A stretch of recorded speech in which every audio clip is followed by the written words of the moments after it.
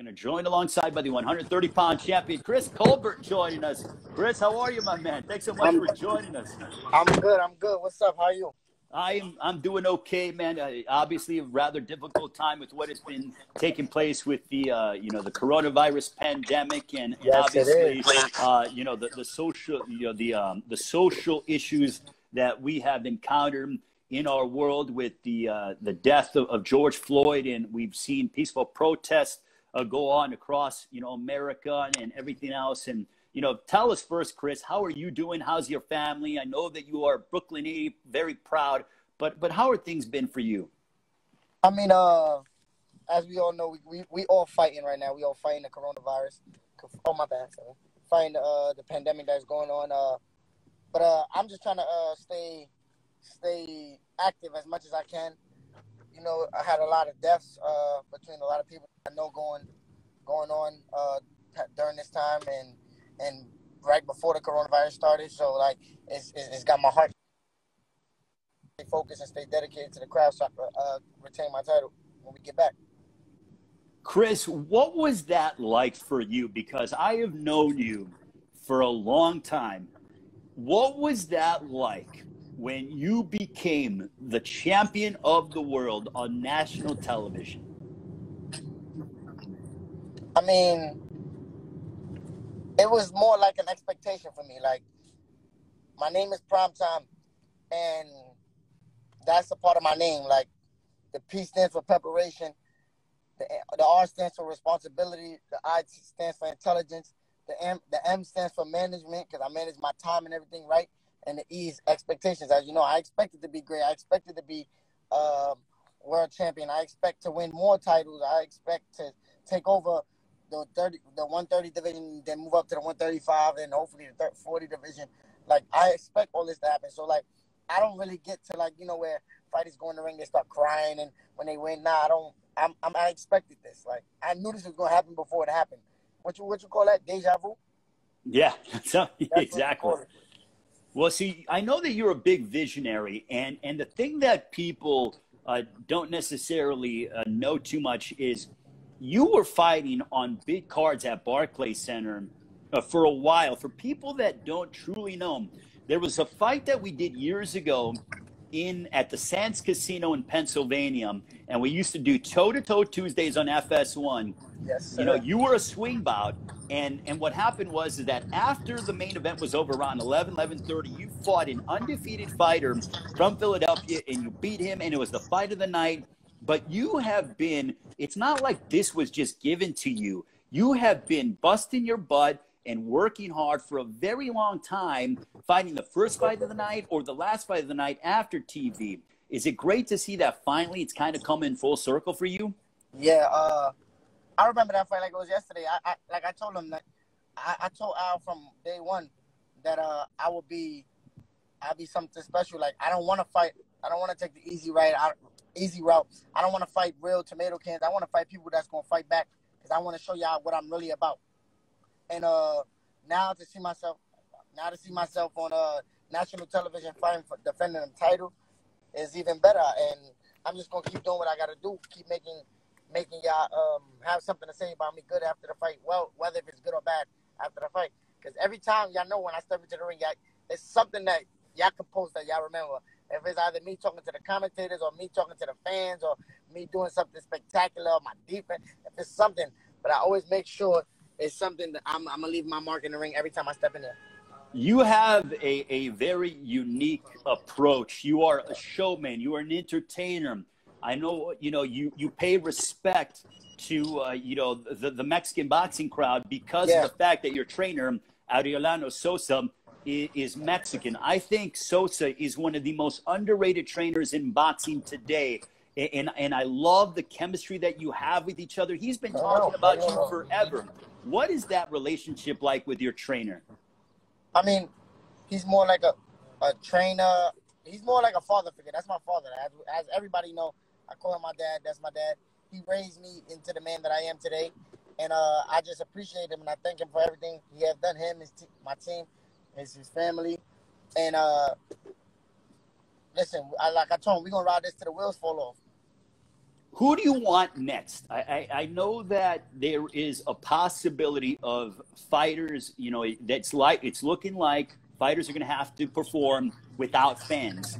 But have they talked to you about when you might be back, and who do you want? To be honest, I want whoever is available to fight. I really want Santa Cruz, but we know this fight ain't gonna happen right at the time because Santa Cruz is chasing big money fights. I don't blame him, to be honest, but I want the Santa Cruz fight. It's not gonna happen, so we just gonna move on. I'm supposed to be fighting Jayson Velez. The Puerto Rican fighter. Yes, well, I am fighting Jayson Velez, and we're looking to be back August on the end of July. Okay, so August against Jayson Velez, the Puerto Rican that has, you know, fought the likes of Ryan Garcia, and he's been in there against some top-level guys. Have you started looking at tape on him already and kind of preparing, or do you not watch tape, Chris, you know, as you go and prepare? I told y'all, listen, I don't watch tape because I fight both ways. So wherever he do, I'm a adapt to it. We got 12 rounds now. I used to tell y'all this when we had 8 rounds. Now we got 12 rounds. We got 12 rounds to adapt and to be able to do what we got to do. And I don't think nobody could bring something to the table that I didn't already see. If anything, I'm gonna be bringing something to the table that they didn't see. Somebody that can fight so great, left-handed and right-handed. So like that's gonna be the trick for him that he's gonna have to figure out. And Chris, have you thought about what it's going to be like fighting without fans in the arena and just having a television audience? To be honest, fans boo me all the time anyways. So everywhere I go, you know, Puerto Ricans, they got a big fan base. Yeah. When I fight a Mexican, people that don't know that I'm a Mexican descent. So they boo me regardless. So like it don't matter to me at the end of the day. We still gonna get paid. The fans on TV gonna get a great show.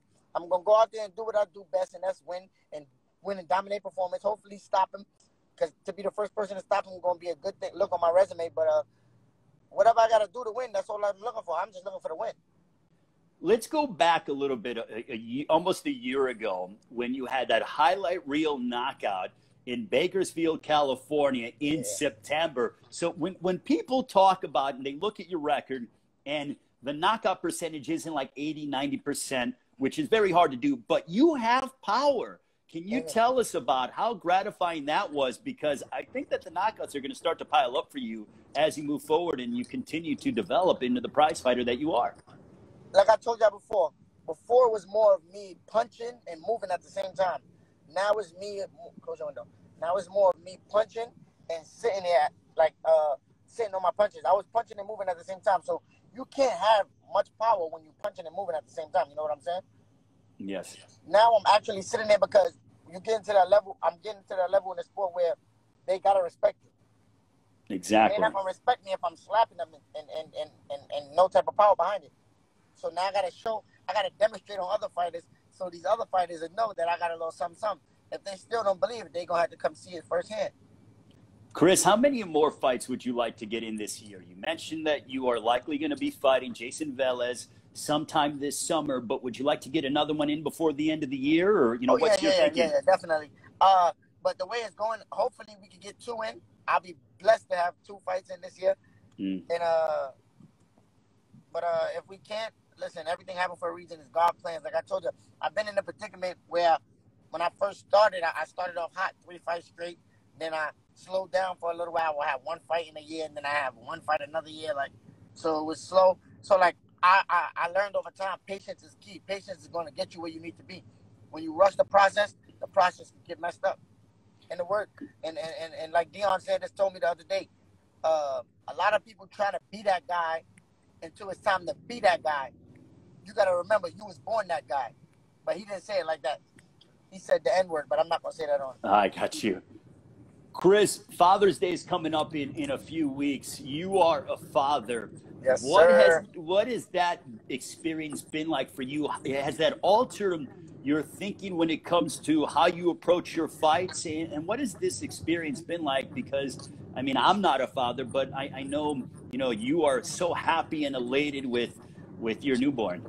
Yeah, my son is 2 now. He just turned 2 the 25th. And, no, the 23rd he turned. because we do his party on a certain. We did his party last year. You know what got me messed up? We did his first birthday party on the 25th, but his birthday is the 23rd, and I don't know if y'all heard me. I got you. I was breaking up. You heard me? Oh, okay. No. What did you say? Can you finish your thought about when his birthday was on the 25th and you did the party on?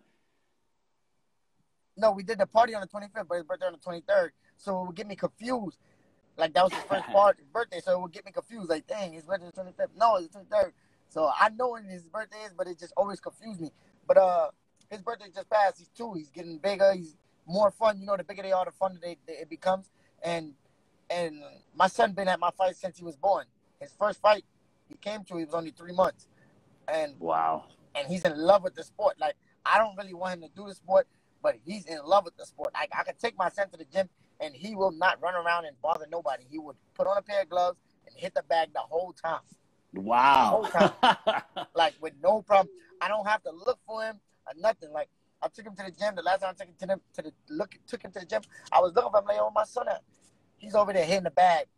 Like this, 1, 2, 1, 2, 1, 2, 1, 2. Wow. I'm like, yo, this is crazy. and I got like a gym in my garage, so every time he come out the car, he goes right to the bag and start punching it.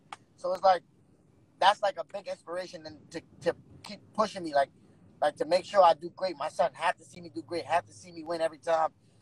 Or God forbid, even if I don't win, he have to make sure I come out the ring safe and I'm be able to go home to my son.